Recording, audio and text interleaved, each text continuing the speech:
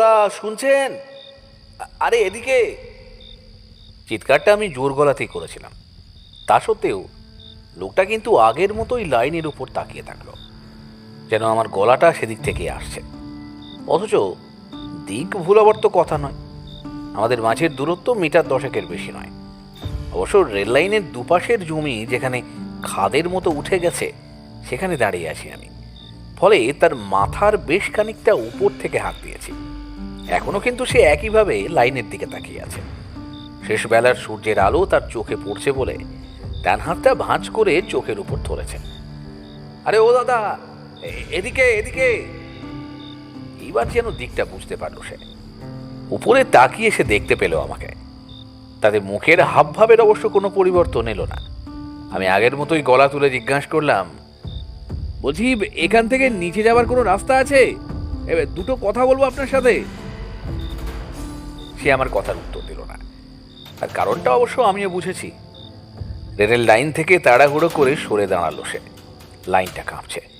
অনেকটা দূর থেকে গনগনে একটা শব্দ ভেসে এসে জানিয়ে দিচ্ছে ট্রেন আসছে। কয়েক সেকেন্ডের অপেক্ষা। তারপরেই আমাদের মাঝের রেল লাইনটার উপর দিয়ে ক্ষুধার্ত দানবের মতো চলে গেল মস্ত ট্রেনটা। লোকটা এতক্ষণে একটা সবুজ রঙের পতাকা হাতে তুলে ধরেছে। ততক্ষণ না ট্রেনটা আমাদের ছাড়িয়ে চলে যায়, ততক্ষণ সেটাকে নাড়াতে লাগলো সে। তারপর আমার দিকে তাকিয়ে হাতের ইশারায় খাড়াইয়ের গা বেয়ে একটা পথ দেখিয়ে দিল। দেখলাম সত্যি সাপের মতো এক ফালি আঁকাবাঁকা রাস্তা সেখানে আছে বটে। আমি বিনা বাক্য ব্যয়ে সেটা ধরে নেমে আসতে লাগলাম নিচের দিকে। ইংল্যান্ডের হ্যাম্পশায়ার শহরের বাইরের দিকে রেল চলাচলের পথে এরকম বেশ কিছু দীর্ঘ টানেল আছে। ট্রেনের ভেতরের যাত্রীদের কাছে সেটা সেকেন্ড খানেকের বেশি না হলেও আসলে কিন্তু বেশ লম্বা। তো এই টানেল থেকে ট্রেন বেরিয়ে এলে তাকে সবুজ অথবা লাল সংকেত দেখানোর জন্য থাকে একজন সিগন্যাল ম্যান। আমার কাজ হলো এদের কাজকর্ম ঠিকঠাক চলছে কিনা সেটাই ঘুরে ফিরে দেখা।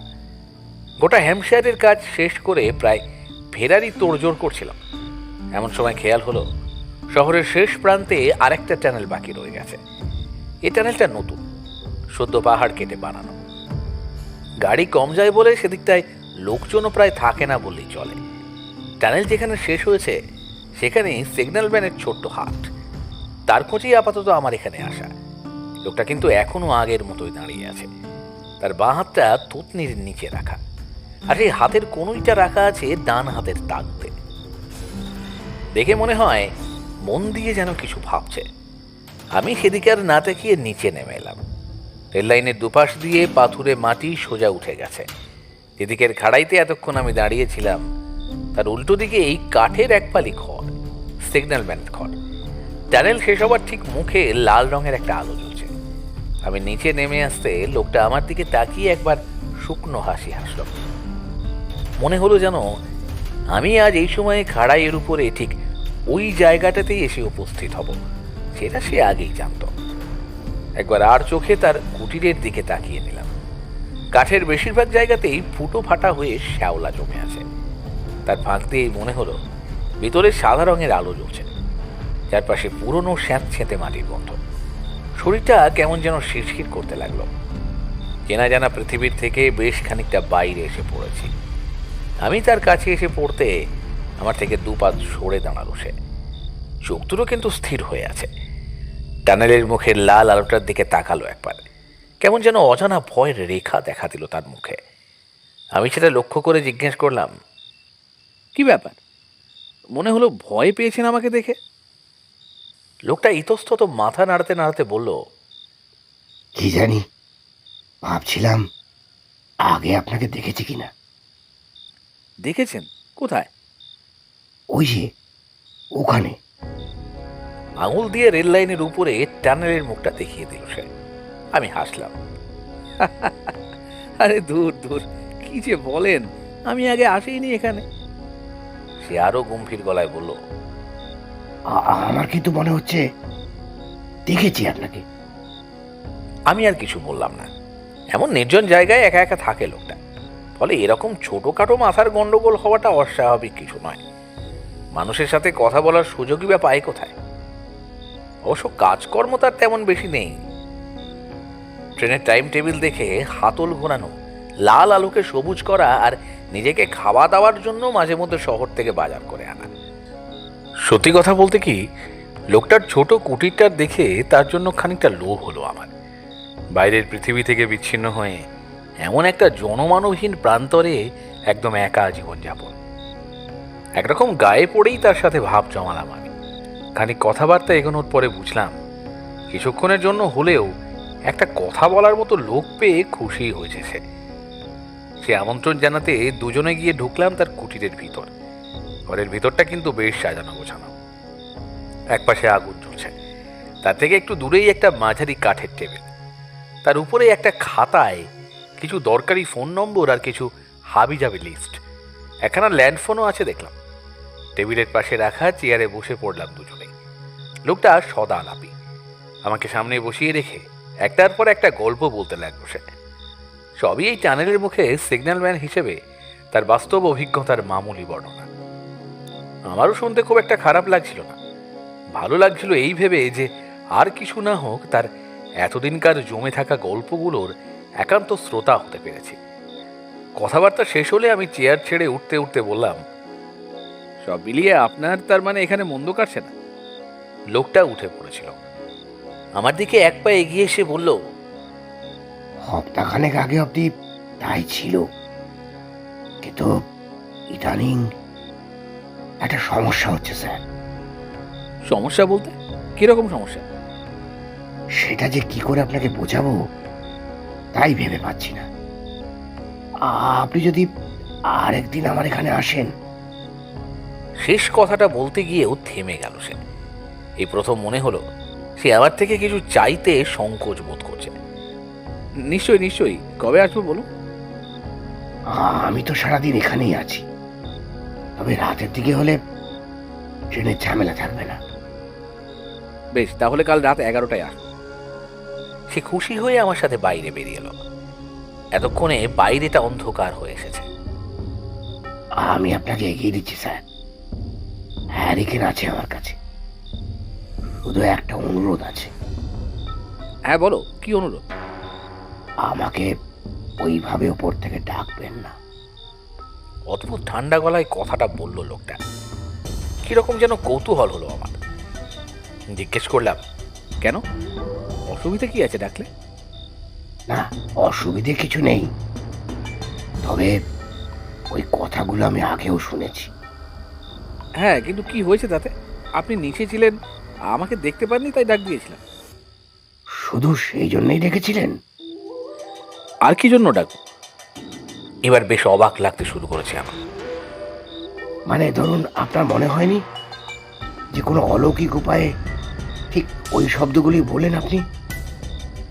অলৌকিক উপায়? আমার ঠোঁটের কোণে হাসির রেখা খেলে গেল। লোকটার মাথায় খানিক ছিট আছে বটে। কই না তো। সে আর কথা বাড়ালো না। আমিও রেল লাইনের পাশ দিয়ে ফেরার পথ ধরলাম। যেতে যেতে মনে হলো যেন অনেক দূর থেকে ট্রেন আসছে।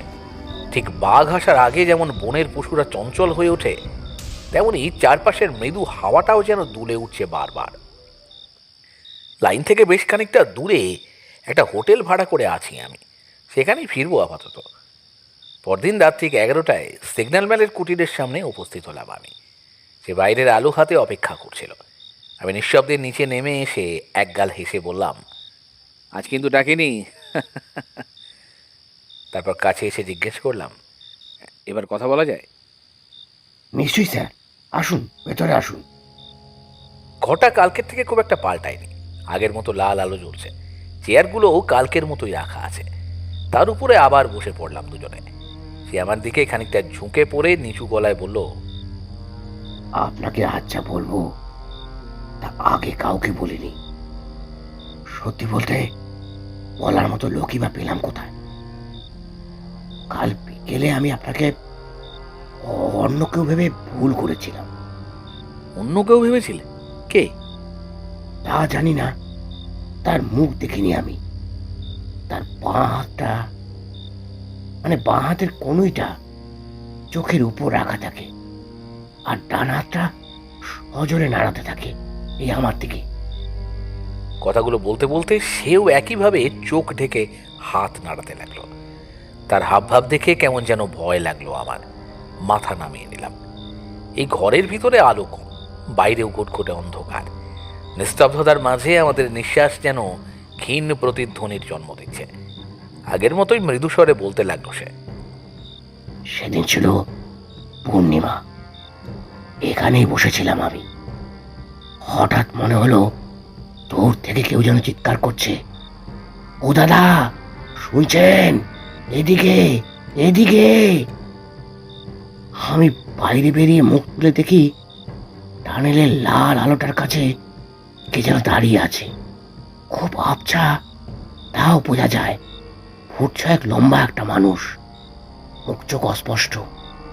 যেভাবে এক্ষুনি দেখলাম সেভাবে হাত নাড়ছে, ক্রমাগত চিৎকার করে চলেছে, দেখাও, দেখাও এদিকে। আমি আলোটা বাগিয়ে ধরে ছুটে গেছিলাম সেদিকে, কাছেও এসে পড়েছিলাম। এমন সময় দেখলাম সে নেই। নেই মানে? টানেলের ভিতর ঢুকে গেল? না না, তা হতে পারে না। আমি প্রায় 100 মিটার দৌড়েছিলাম টানেলের ভিতর দিয়ে, এখানে কেউ ছিল না। তন্ন তন্ন করে খুঁজেও কাউকে দেখতে পাইনি। শেষে ঘরে ফিরে এসে হেড অফিসে ফোন করেছিলাম কোনো গন্ডগোল হয়েছে কিনা জানতে। তারা বলল কিছুই হয়নি। ব্যাপারটাকে তেমন গুরুত্ব দিলাম না আমি। বললাম, রাতের দিকে এখানটা যা অন্ধকার দেখছি, তাতে চোখের ভুল দেখাটা মোটেই আশ্চর্যের কিছু না। আর চারপাশে গাছপালার জঙ্গলে রাতের হাওয়া ধাক্কাকে অমন মানুষের চিৎকারের মতো শোনাতেই পারে। ধীরে ধীরে মাথা নাড়ালো লোকটা। তার গল্প এখনো শেষ হয়নি। এই ঘটনার 6 ঘন্টার মধ্যে লাইনের উপর একটা অ্যাক্সিডেন্ট ঘটে। ট্রেনে কাটা পড়া একটা লাশ উদ্ধার হয় ঠিক ওই সিগন্যালের মুখ থেকেই।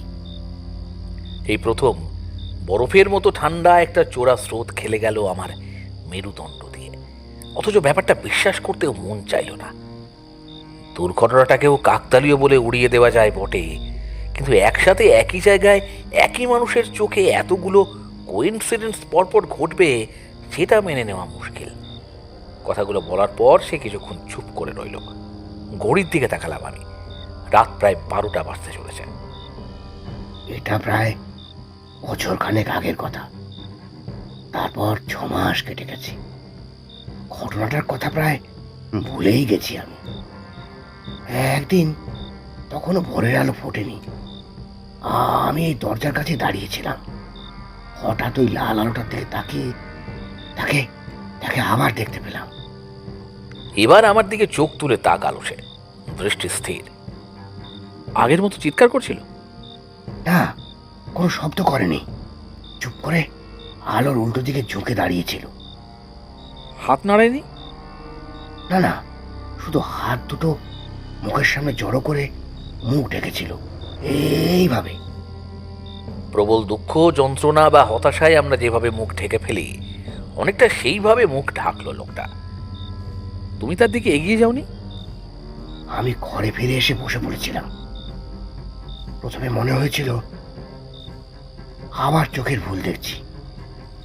উঠে গিয়ে আবার যখন সেদিকে তাকালাম, আর দেখতে পেলাম না তাকে। কিরকম যেন একটা সন্দেহ দানা বাঁধছিল আমার মনে। জিজ্ঞেস করলাম, এই ঘটনার পরে আর কিছু ঘটেনি? সেদিন বিকেলে একটা ট্রেন টানেল থেকে বের হয়ে আসছিল। আমিও আনমনে পতাকা দোলাচ্ছিলাম। হঠাৎ খেয়াল হলো এক পাশের জানলা দিয়ে কার যেন একটা মাথা বেরিয়ে আছে, সাথে একটা হাতও। আতঙ্কে শিউরে উঠলাম আমি। একজন মহিলা, মনে হলো বেঁচে নেই। আমি দৌড়ে গিয়ে ট্রেন থামানোর সিগন্যাল দিলাম। Driver break কষল। ট্রেনটাও ততক্ষণে বেশ কিছু দূর এগিয়ে গেছে। আমি দৌড় দিলাম সেদিকে। কিছুক্ষণ পর তল্লাশি করে দেখা গেল ট্রেনেরই একটা কম্পার্টমেন্টে এক মহিলা খুন হয়েছেন। লোকজন মৃতদেহটা ধরাধরি করে নিয়ে এলো এখানে। আমার ঘরের এই মেঝেতেই পড়েছিল সেটা। আর চোখে আমি একবার মাটির দিকে তাকালাম। সেখানটা এখন ফাঁকা। এই ঠিক যেমনটা ঘটেছিল তাই বললাম আপনাকে। এবার আর কি বলবো বুঝতে পারলাম না আমি। গলাটাও শুকিয়ে এসেছে মনে হয়। এতক্ষণ ধরে গল্প শুনতে শুনতে সেদিকে খেয়ালই পড়েনি। তারপর থেকেই সারাক্ষণ কেমন যেন ভয় ভয় করে আমার। মনে হয় খারাপ কিছু হবে। সপ্তাহখানেক হলো তাকে রোজই দেখতে পাই আমি। রোজ দেখতে পাও? আমার এতক্ষণের শিশিরানি ভয়টা এক লাফে হৃৎপিণ্ডের কাছে উঠে এলো। ওই আলোটার কাছেই? হ্যাঁ, ওই লাল আলোটার কাছে। দেখে কি করছে বলে মনে হয়? ওই যে আপনি যা বলছিলেন, বলে, দাদা শুনছেন, এইদিকে সরে যান, সরে যান ওখান থেকে, বলে এইভাবে হাত নাড়তে থাকে। আমার ঘরের অ্যালার্মটাও যেন বাজতে থাকে সেই মুহূর্তে। হঠাৎ একটা কথা মাথায় আসতেই তাকে থামিয়ে দিলাম আমি। তার মানে কাল আমি যখন তোমাকে ডেকেছিলাম তখনও তোমার অ্যালার্ম বাজছিল? হ্যাঁ। এবার আমার মুখে স্বস্তির হাসি খেলে গেল। দেখো কাণ্ড! আমার স্পষ্ট মনে আছে কাল যে সময় আমি তোমাকে ডেকেছিলাম ঠিক সেই মুহূর্তে তোমার ঘরের টেলিফোনটা বাজছিল। সেটাকেই তার মানে অ্যালার্ম ভেবে ভুল করেছো তুমি? সে কিন্তু আশ্বস্ত হলো না, মাথা নাড়াতে নাড়াতে বলল, তা কি করে হয়? টেলিফোনের রিংয়ের আওয়াজ আর অ্যালার্মের শব্দ আমি এত বছর ধরে শুনছি, দুটো গুলিয়ে ফেলবো? বুঝলাম আমার ব্যাখ্যায় সে শান্ত হবে না। জিজ্ঞেস করলাম, আচ্ছা কাল যখন তাকিয়েছিলে তাকে দেখতে পেয়েছিলে? হ্যাঁ, দেখেছিলাম। আমি এক মুহূর্তে উঠে দাঁড়ালাম। মনে এতক্ষণ ধরে জমা হতে থাকা কৌতূহলগুলো মাথা চাড়া দিয়ে উঠছে। দরজার দিকে এগিয়ে গিয়ে বললাম, চলো তো দেখি এখন দেখা যায় কিনা। প্রবল অনিচ্ছা সত্ত্বেও সে উঠে দরজার ঠিক বাইরে আমার পাশে এসে দাঁড়ালো। দূরে সিগন্যালের লাল আলোটা জ্বলছে, সেই আলোর আভা ছড়িয়ে রয়েছে টানেলের মুখটায়। সেখানে কাউকে এই মুহূর্তে দেখা যাচ্ছে না। দেখতে পাচ্ছ এখন? না। দরজা বন্ধ করে আবার ঘরের ভিতরকার চেয়ারে এসে বসলাম আমরা। সমস্ত ব্যাপারটা আমার কাছে এখনো পরিষ্কার নয়। ব্যাপারটা যদি অলৌকিকও হয় তাহলেও ব্যাখ্যা নেই কোনো। ছায়ামূর্তিটা দেখার পরেই দুর্ঘটনায় মানুষের মৃত্যু হয়েছে সেটা বোঝা যাচ্ছে, কিন্তু তার উদ্দেশ্যটা কি? কে সে? আমাকে চিন্তান্বিত দেখে সে নিজেই বলল, লোকটা কে হতে পারে বলুন তো? আমি খানিকের জন্য তার চোখের দিকে তাকিয়ে আবার মুখ ফিরিয়ে নিয়ে বললাম, তার থেকেও বড় প্রশ্ন হলো মুখ দিয়ে ওই কটা শব্দ করে ঠিক ওইভাবে হাত নেড়ে সে কিসের সংকেত দিতে চায়? কি বিপদ আসতে চলেছে? আগের দুবার তার পূর্বাভাস মিথ্যে হয়নি, এবারও হবে বলে তো মনে হয় না। সে পকেট থেকে রুমাল বের করে কপালের ঘাম মুছল। এবার আমি কি করি বলুন তো? হেড অফিসে গিয়ে যদি এইসব কথা জানাই, তবে তারা আমার পাগল ভাববে, বলবে আমার মাথা খারাপ হয়ে গেছে। কি জানি, হয়তো ইস্তফাও দিতে বলবে। আমি গরিব মানুষ স্যার, কাজ গেলে না খেয়ে মরবো। কথাগুলো শুনে আমার মনটা খারাপ হয়ে গেল। এ ধরনের অলৌকিক ক্ষমতার অধিকারী হওয়ার সামর্থ্য লোকটার নেই। সে বাকচক্রে এর মাঝে এসে পড়েছে। এর থেকে বোধহয় তার নিরিবিলি একঘেয়ে জীবনই বেশি পছন্দের ছিল। সে বলে চলল, মাঝে মাঝে মনে হয় সবকিছু যদি সে আমায় বলে দিত, তাহলে আর সমস্যা থাকতো না। যেমন ধরুন, দুর্ঘটনাটা কোথায় ঘটবে, কিভাবে ঘটবে, অথবা কিভাবে এড়ানো যাবে, সেসব কিছু নয়। শুধু চোখ থেকে হাত নাড়তে থাকে, অর্থাৎ কিছু একটা ঘটবে। এখন আমি এসব জেনে কি করবো বলুন তো? আমি তার কাঁধে একটা হাত রেখে বললাম, তোমার সমস্যাটা আমিও বুঝতে পারছি, কিন্তু মুশকিলটা কি জানো তো? তোমাকে এখান থেকে বদলি করতে গেলে আমাকে কিছু কারণ দেখাতে হবে। সেটাই যে কি দেব বুঝতে পারছি না। এবার একটা বড় সড়ো হাসির রেখা ফুটে উঠল তার মুখে। বদলি করতে হবে না স্যার, এখানে আমি চোখ বুঝে থাকলেই হলো। লোকটা ভূত হোক আর যাই হোক, আমার কোনো ক্ষতি তো করছে না। তুমি সত্যি বদলি হতে চাও না? সে আগের থেকে আরো জোরে মাথা নাড়ল। তারপর আমার দিকে আরো খানিকটা এগিয়ে এসে কিছুটা নিচু গলায় বলল, আপনাকে তো একটা কথা বলাই হয়নি। কি কথা বলো তো? তার মুখে একটা রহস্যের হাসি খেলে গেল। খাড়ায়ের এইদিকে পুরনো ট্রেনের একটা ভাঙা অংশ পড়ে আছে। কাল সকালের দিকে আসলে তার ভিতরে একটা অদ্ভুত জিনিস দেখাতে পারি আপনাকে। কি জিনিস বলো তো? এখন না, কাল দেখাবো। আমি মাথা নাড়লাম। কাল তো একটু কাজ আছে, পরশু আসতে পারে। বেশ, তাই আসুন। আজও আমাকে লাইন পর্যন্ত এগিয়ে দিয়ে গেল সে। বেরোনোর সময় আমার চোখ লাল আলোটার দিকে নিজে থেকেই চলে গেল, তারপর ওই সিগন্যাল ম্যানের মুখের দিকে। শুভরাত্রি স্যার। দুদিন ধরে কাজের ব্যস্ততায় লোকটার কথা ভুলেই গেছিলাম, আজও মনে ছিল না। সকালবেলা মেন রোড দিয়ে যেতে যেতে খানিক দূরে খাড়াইটা যেখানে লাইনের উপর নেমে গেছে সেই খাতটা চোখে পড়ল। কি মনে হতে এগিয়ে গেলাম সেদিকে। হাঁটতে হাঁটতে টানেলটা চোখে পড়ল, সাথে সিগন্যাল ম্যানের সেই কুঠিরটাও। আজ কিন্তু বহু লোকজনের সমাগম হয়েছে সেখানে, শুধু সিগন্যাল ম্যানকে দেখা গেল না। কৌতূহল হতে নিচে নেমে এলাম আমি। সামনে হর্তা কর্তা গোছের একটা লোককে চোখে পড়ল, বুকে রেল কোম্পানির লোগো। জিজ্ঞেস করলাম, কি হয়েছে দাদা, এত ভিড় কেন এখানে? লোকটা বিরক্ত হয়ে মাথা দুলিয়ে বলল, আর বলবেন না, এই লাইনের সিগন্যাল ম্যান রেলে কাটা পড়েছে। একটা আকস্মিক যন্ত্রণার স্রোত আমার সারা শরীর অসাড় করে দিল। কোনো রকমে উচ্চারণ করলাম, কি কিভাবে কাটা পড়লো? তা কি জানি মশাই, লোকটা কালা আর অন্ধ দুটোই একসাথে ছিল এমন তো জানতাম না। অথচ ট্রেন আসার সময় সেটাকে ঠায় লাইনে দাঁড়িয়েছিল। টানেল থেকে ট্রেন বেরিয়ে আসতে দেখেও সরেনি? না, এই ছোকরা ট্রেন চালাচ্ছিল, তার সাথে আমি নিজে কথা বলেছি। লোকটাকে লাইনের উপর দাঁড়িয়ে থাকতে দেখে ড্রাইভার ব্রেক চাপে, সাথে চিৎকার করে বলতে থাকে, সরে যান, সরে যান, ওখান থেকে সরে যান, ও দাদা সরে যান। কিন্তু কিসের কি, সেই লোকটা একইভাবে সেদিকে তাকিয়েছিল। শেষে মৃত্যু অনিবার্য দেখে ড্রাইভার হাত দিয়ে মুখ ঢেকে ফেলে।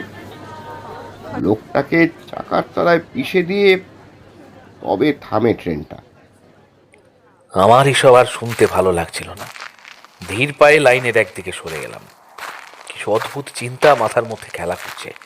ব্রেক কষার ঠিক আগে যে কথাগুলো বলে ড্রাইভার চিৎকার করছিল, তার সাথে সিগন্যাল ম্যানের দেখা সেই ছায়ামূর্তির কোথাও একটা অদ্ভুত মিল আছে। তারও দু হাতে মুখ ঢাকা ছিল, সেও হাত দুটো প্রবল বেগে নাড়ছিল সামনের দিকে।